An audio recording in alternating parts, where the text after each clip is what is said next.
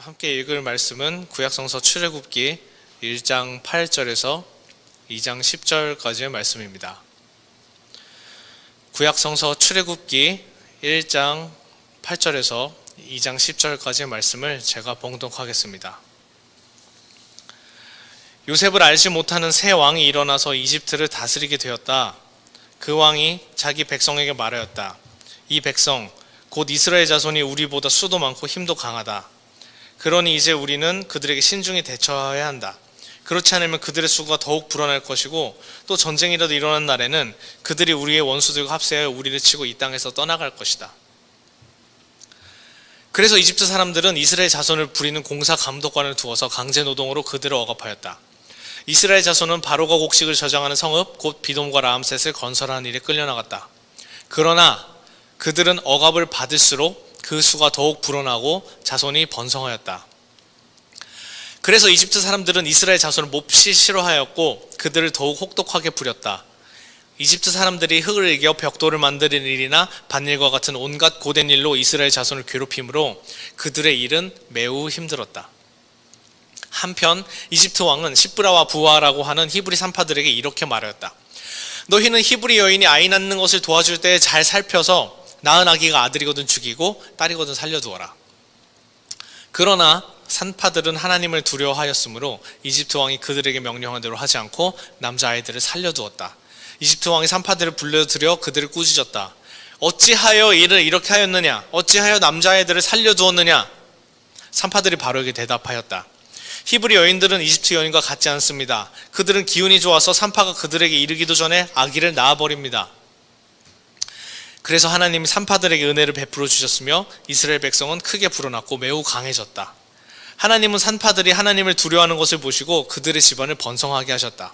마침내 바로는 모든 백성에게 명령을 내렸다.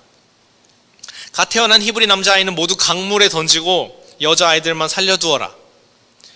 레위 가문의 한 남자가 레위 가문의 한 여자를 아내로 맞이하였다. 그 여자가 임신하여 아들을 낳았는데 그 아이가 하도 잘생겨서 남이 모르게 석 달 동안이나 길렀다. 그러나 더 이상 숨길 수가 없어서 갈대 상자를 구하여다가 역청과 송진을 바르고 아기를 거기에 담아 강가의 갈대사이에 놓아두었다. 그 아이의 누이가 멀찍이 서서 아이가 어떻게 되는지를 지켜보고 있었다. 마침 바로의 딸이 목욕을 하려고 강으로 내려왔다. 시녀들이 강가를 거닐고 있었을 때 공주가 갈대 숲속에 있는 상자를 보고 시녀 한 명을 보내서 그것을 가져오게 하였다. 열어보니 거기에 남자아이가 울고 있었다. 공주가 그 아이를 불쌍히 여기면서 말하였다. 이 아이는 틀림없이 히브리 사람의 아이로구나. 그때 아이의 누이가 나서서 바로의 딸에게 말하였다. 제가 가서 히브리 여인 가운데서 아기에게 젖을 먹일 유모를 데려다 드릴까요? 바로의 딸이 대답하였다. 그래, 어서 데려오너라. 그 소녀가 가서 그 아이의 어머니를 불러왔다. 바로의 딸이 그에게 말하였다. 이 아이를 데리고 나가서 나를 대신하여 젖을 먹여다오. 그렇게 하면 내가 너에게 삭슬 주겠다. 그래서 그 여인은 그 아이를 데리고 가서 젖을 먹였다.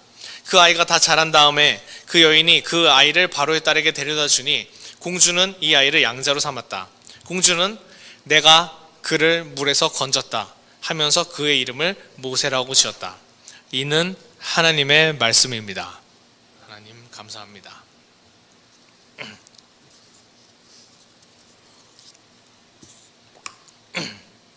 네, 안녕하세요. 송균입니다. 코로나 바이러스 감염증이 수도권을 중심으로 급속히 확대되어서 이렇게 좀 강화된 온라인 예배로 나의 사랑하는 교회 교우님들을 만나 뵙게 되었습니다. 나의 사랑하는 교회 교우 여러분들의 건강과 안녕을 진심으로 바랍니다. 이번 코로나19 감염증의 급격한 확산과 방역지침 강화 조치를 지켜보면서 한마디 말을 떼기도 쉽지 않았는데요. 교회에 대한 어떤 사회의 신뢰가 허물어지는 것은 정말 한순간이지만 세상의 좋고 올바른 뜻을 세워가는 데는 정말 허물어지는 것의 몇 배나 되는 수고와 많은 시간이 필요한 일인데요. 일단 그 일을 위해서 저 개인부터 절망하지 말아야겠다고 생각을 했습니다. 그리고 코로나로 인해서 사회적 경제적 피해를 개인이 고스란히 떠안아야 하는 분들 곁에 어떻게 교회가 다가갈 수 있을까?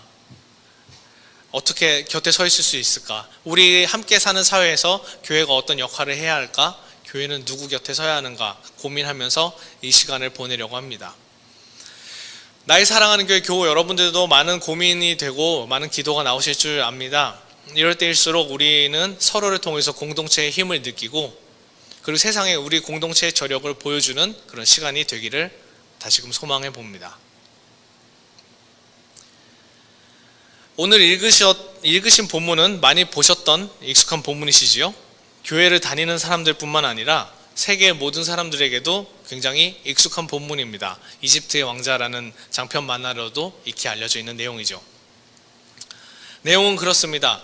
요셉을 알지 못하는 새 왕이 일어나서 이집트를 다스리게 되고 이스라엘 사람들에게 가해지는 억압이 거세지던 그때 한 유대인 아이가 갈대 상자에 담겨 이집트 왕궁으로 들어가고 그 아이가 성장해 그 이집트라는 큰 제국을 마침내 흔들어 버렸던 이 드라마틱한 이야기는 정말 오래전부터 이스라엘 사람들에게 읽히고 전하고 전해져서 지금까지 왔는데요.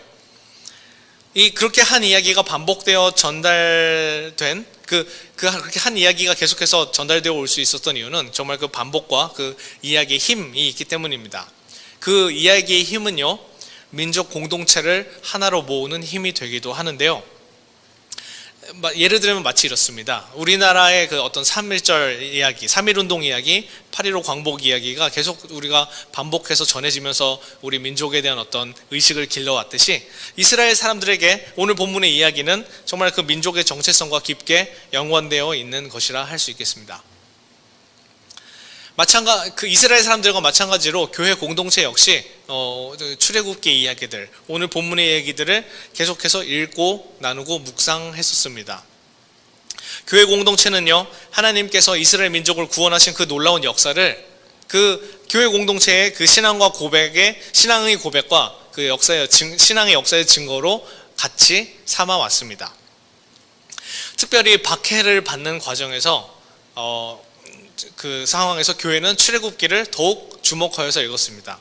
일제강점 시절에 교회에서 출애굽기 설교를 금하였다고 할 정도니 이 출애굽기 이 이야기에 담긴 힘이 얼마나 컸었는지 우리는 짐작해 볼 수 있습니다. 공동체적인 신앙의 경험에 담긴 이야기는 그 힘이 큽니다. 이집트의 황제가 남자아이들을 다 죽이려고 하는 그때 이스라엘 민족의 미래를 건주신 주님을 경험했던 그 역사, 바벨론 제국 치하의 포로 생활에서 해방하여 주신 그 주님의 은총을 경험한 그 역사, 절망의 순간에서 하나님을 구하고 주님의 역사하심을 통해 주님의 구원하심을 통해 구원받은 그 역사의 경험이 반복되고 그게 이야기에 담기고 신앙 안에 담기고 교회 공동체 안에 반복돼서 이야기 됐었을 때 그 힘이 얼마나 클까요? 그 이야기에서 계속된 경험들, 개인의 그런 구원의 소식들이 10년, 20년, 몇백 년, 몇천 년 넘게 쌓여져 지금까지 오고 있다니 그 깊이와 그 넓이가 상상이 가십니까?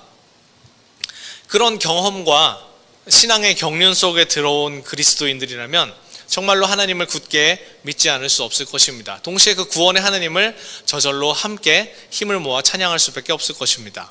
그건 마치 그 역사 대대로 이어졌던 구원받은 사람들의 놀라운 행진이라고 할 수 있을까요? 하나님을 믿고 따르던 이들이 구원의 감격을 누리며 그 지금 오래도록 걸어오는 그 힘찬 행렬에 우리 나의 사랑하는 교회 여러분들도 함께 초대되었으면 좋겠습니다.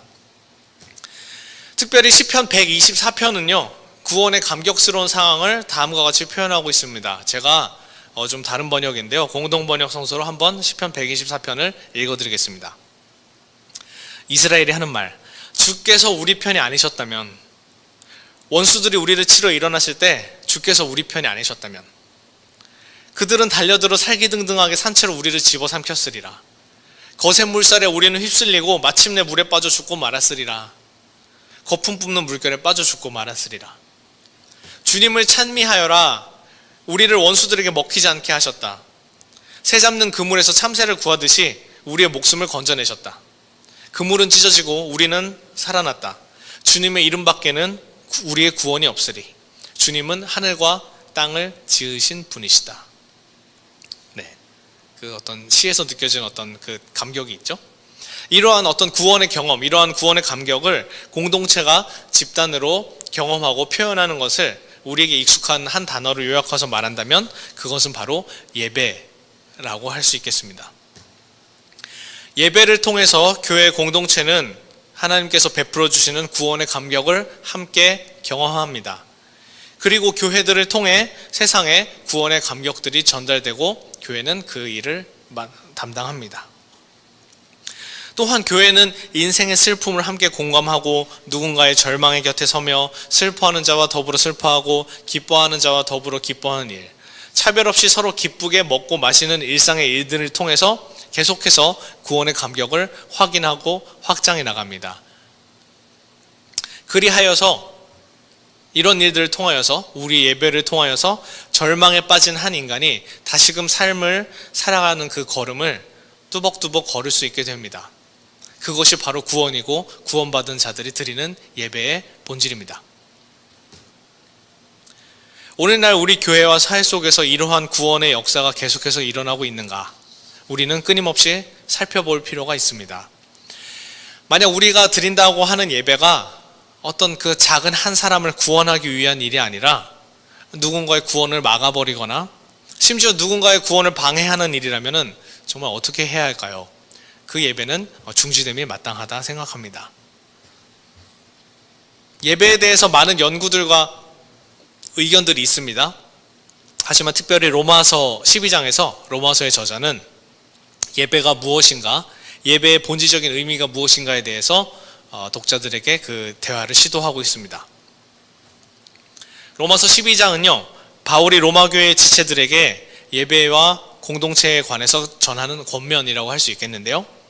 그 내용을 요약하자면 이렇습니다. 첫 번째로 예배란 우리의 몸을 하나님께서 기뻐하시는 거룩한 산 제물로 드리는 것이라고 하고 있습니다.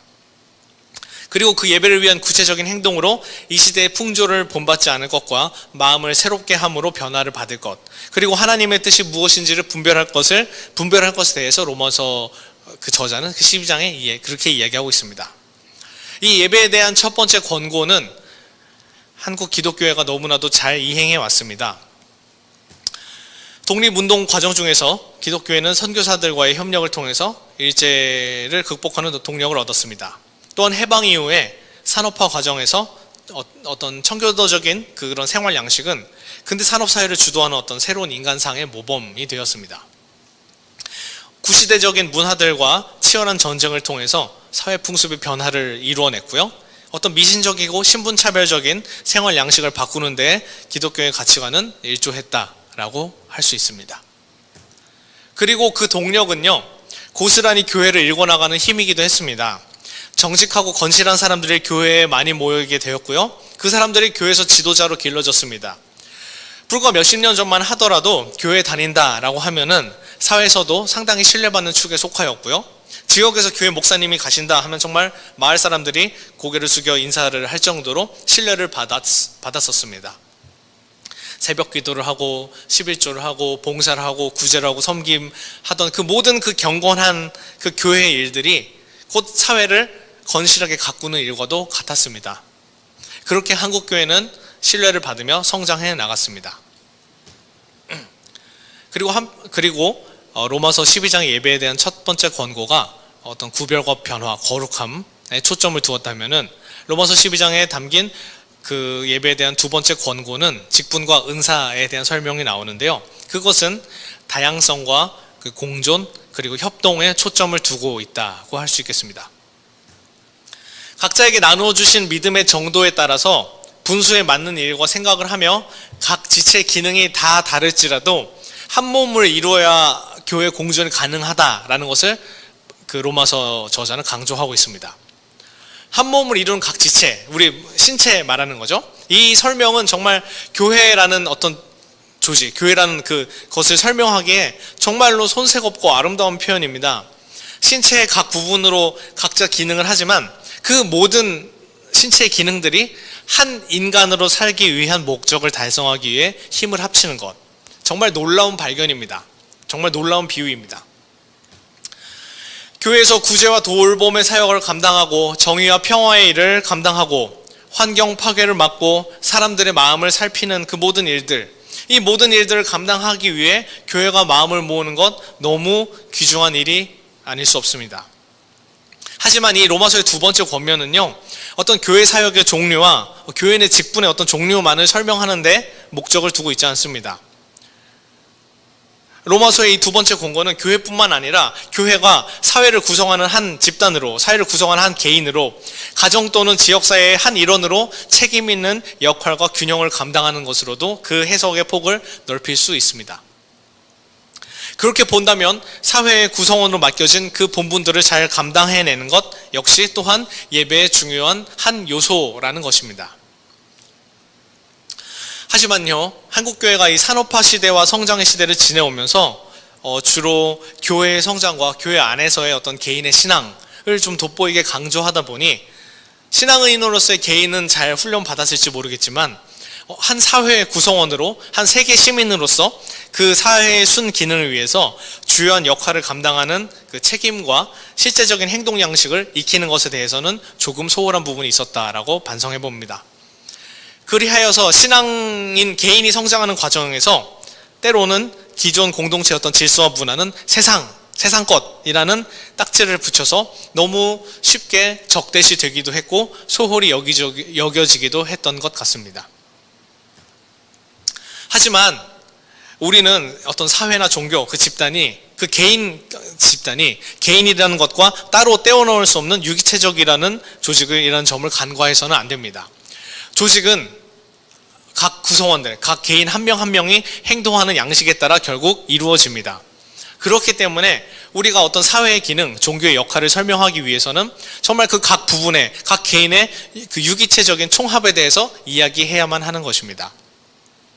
사회와 종교의 기능을 설명할 때 어떤 한 개인만을 떼놓고, 한 신앙인만을 떼놓고 설명하는 것은 어려운 일입니다. 그것은 마치 송기훈이란 저라는 사람을 설명하는 데 있어서 신체 각 부분 나눠놓고 이렇게 손의 기능 하나만 가지고 송기훈이냐 라고 설명하는 것과 좀 다름이 없는 말이고, 정말 그 중요한 기계의 부품 하나만을 놓고 그 전체 기계를 설명하는 일과 크게 다르지 않습니다. 한 가지 예를 들어서 설명해 보겠습니다. 어떤 사회가 있습니다. 근데 그 사회에서 부양하기 어려운 노인을 산에다 내다 버리는 것이 상식이 되었다고 해봅시다. 너무 좀 끔찍한 이야기인가요? 우리가 흔히 익히 들어오던 고려장이라는 문화의 사회가 있었습니다.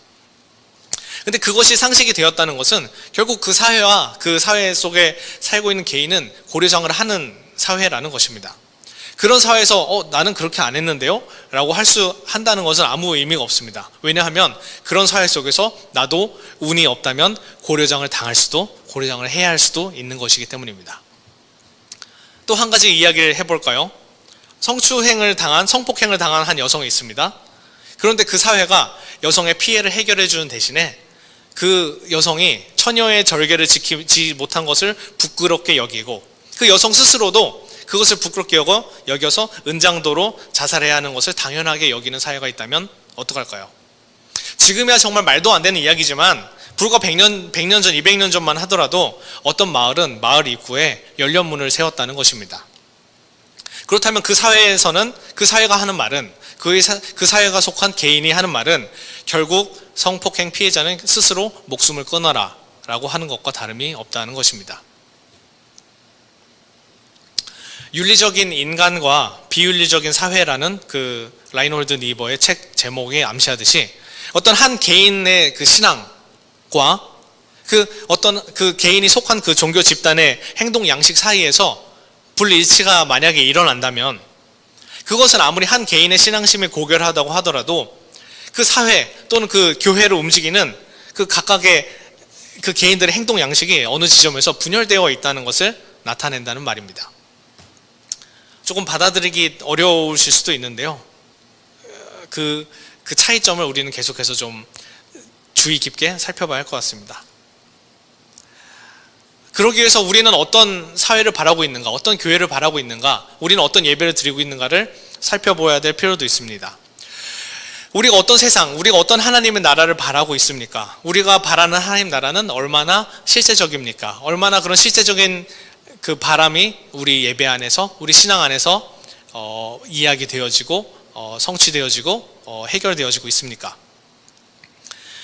비가 억수같이 퍼부어도 길이 물에 잠겨도 배달 음식을 시키는 나라, 마스크를 쓰고 버스를 타라는 기사의 요청에 폭력으로 대답하는 나라, 온 민족, 온 열방의 구원을 꿈꾼다고 하면서 인종차별과 외국인 이주 노동자는 싼 값을 주고 일을 시켜도 마땅한 나라, 우리들이 꿈꾸는 나라는 진정 어떤 나라인지 돌아보지 않을 수 없습니다.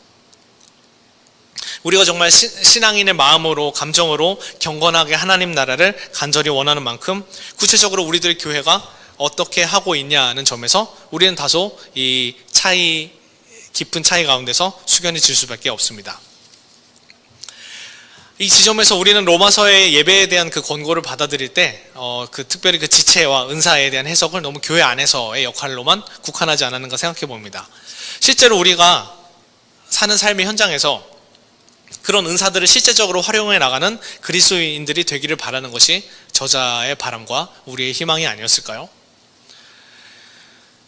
오늘 한국교회가 드리는 예배는 어떤 한 시민으로, 한 사회 구성원으로, 지체로 이 코로나 시대에 마스크를 쓰고 감염 전파를 막는 일에서부터 각 교회들이 방역수칙을 잘 지키는 일, 그리고 더 나아가서는 지역교회들이 힘을 모아 코로나로 인해 피해 입는 개인들을 지원하는 일들이 모두 한 개인의 신앙과 직접적인 연관이 있다라는 것입니다.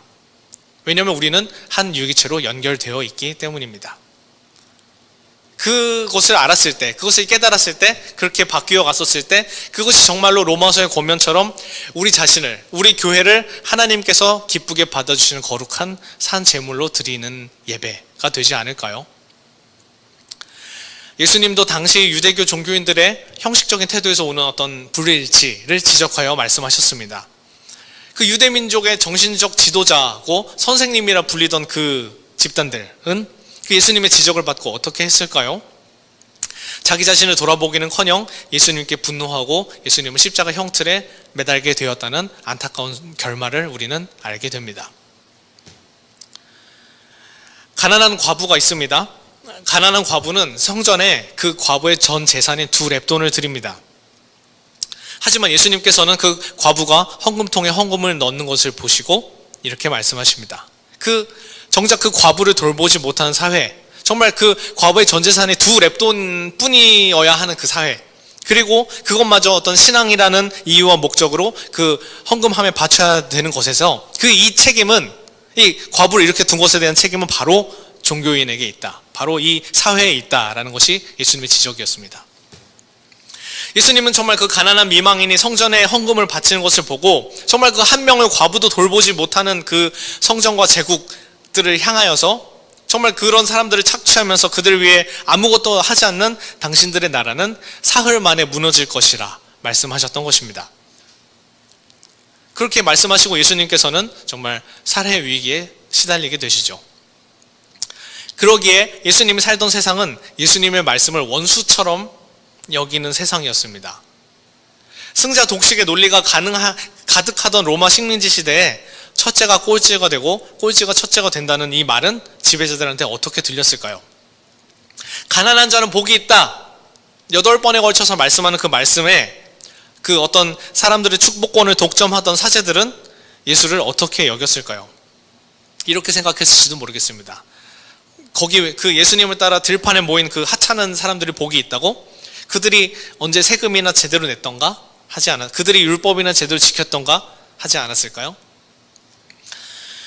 나의 사랑하는 교회 교우 여러분들이라면 어느 쪽을 따르셨을 것 같습니까? 그 성경의 표현대로 예수의 도당이 되셨겠습니까? 아니면은 다른 편을 택하셨겠습니까? 마태복음서를 보면요, 예수님은 당신과 제자들을 둘러싼 세상 한가운데서 제자들에게 이렇게 말씀하십니다. 너희는 나를 누구라 하느냐? 너희는 나를 누구라 하느냐? 이 예수님의 음성이 좀 들리시나요? 나의 사랑하는 교회 교우님들은 예수님을 어떤 분으로 고백하십니까? 익숙한 어떤 구세주입니다, 그런 대답 말고 실제로 예수님하고 송기훈하고 어떤 상관이 있습니까? 어떤 이들은 예수님을 예언자로 여겼던 것 같습니다. 미스터 쓴소리쯤으로 여겼는지도 모르겠습니다. 어떤 사람들은 예수님을 선생님이라고 생각했던 것 같습니다. 좋은 가르치심을 주시는 분, 삶에 어떤 영감을 주시는 분이라고 생각했던지도 모르겠습니다. 하지만 예수님을 따르는 것이 곧 구원의 길을 가는 것이라고 생각한 사람은 없었나 봅니다. 그래서 베드로는 예수님을 원수로 여기던 그 세상의 한복판에서 예수님을 살아계신 하나님의 아들, 구원자로 고백했습니다.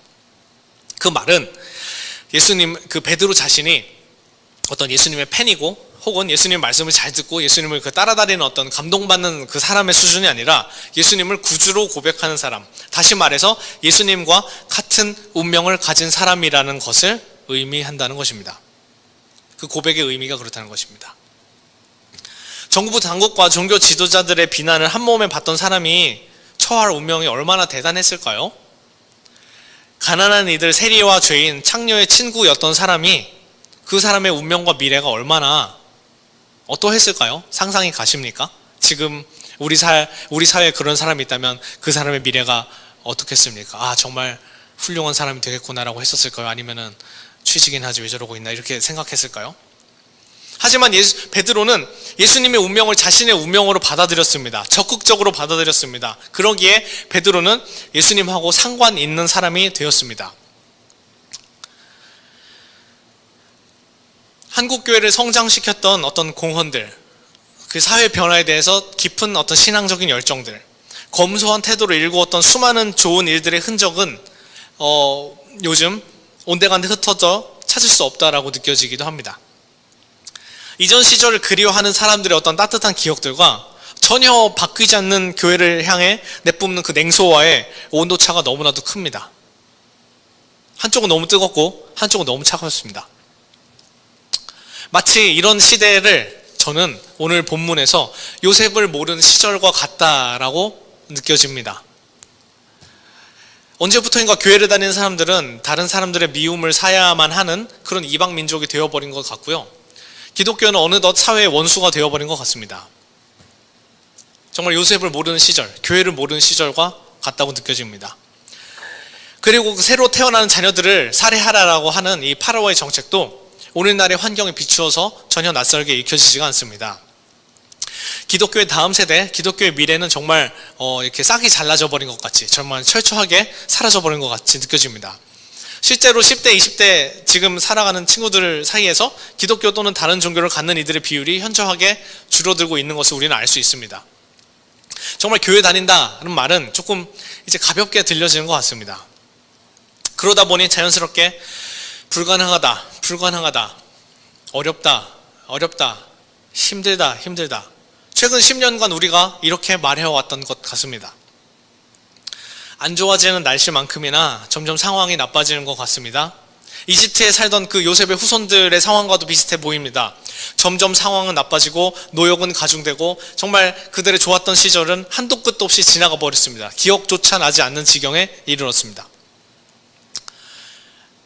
그 가운데 어떤 사람은 이렇게 기도했을 것입니다. 주님, 우리를 도와주십시오. 주님, 우리를 도와주십시오. 이 이스라엘의 간구를 들으신 하나님은 어떻게 하셨을까요? 불벼락을 내리셔가지고 바로 이집트 제국을 박살내셨을까요? 피라미드 한복판에 레이저를 꽂아서 다 부셔버리셨을까요? 그렇지 않았습니다. 하나님은 그 소란하던 세상 가운데 이 세상을 바꿔낼 수 있는, 그 세상을 바꿀 수 있는 아주 작은 가능성 하나를 갈대 상자에 담아서 조용히 물에 띄워보내셨습니다. 십부라와 부하 같은 정말 성실한 사람들의 도움을 받아서 그 갈대 상자는 무사히 이집트의 왕실 한가운데로 들어갑니다. 그 어떤 강한 힘, 어떤 강한 능력, 어떤 그 폭발적인 어떤 인원 동원에서 나오는 것이 아니라 그 가장 약한 아기 하나를, 그것도 가장 정말 위태로운 방법으로 가슴 떨리면서 조마조마하는 마음으로 떠나보내시는 것을 보며 저는 참 이게 그런 우리가 생각했던 그런 영웅적인 하나님답지 않은 방법이다라고 생각이 되기도 합니다. 동시에 하나님의 마음이 이루시는구나, 세상에 우리를 보내는 하나님의 마음이 이러시겠구나라고 생각해 봅니다. 하지만 정말 그 미약해 보이는 작은 가능성 하나가 400여 년간 노예 생활이 정당하게 되어버렸던 그 사회를 바꾸어냈다는 것을 우리는 신앙으로 고백합니다. 또한 하나님께서는 작은 아이를 이 세상에 보내셨습니다. 그 한 아이는 베들레헴에 태어나 세상에 하나님의 뜻을 밝게 펼쳐내는 복음이 되었다는 사실을 우리는 신앙으로 고백합니다. 그리고 오늘 하나님은 주님의 사랑하는 교회를, 주님의 사랑하는 믿는 사람들을 갈대 상자에 담아서 소란한 세상 한가운데 떠내려 보내고 계십니다. 가슴 떨리는 마음으로 민족의 미래를 교회에 맡기고 계십니다. 십부라와 부하 같은 사람들, 정말 성실하고 담대하여 목숨을 걸고 주님의 뜻에 따른 이들에게 그 미래를 맡겨주셨습니다. 십부라와 부하 같은 사람들 어땠나요? 그 사람들은 이익이나 어떤 성장, 어떤 그런 것들을 구하지 않았습니다. 다만 그 오직 한 생명이라도 살려내고 지키려는 그 순수한 마음들이 자신들에게 닥친 위험보다 더 컸기 때문에 그러한 일들을 감당했을 것입니다.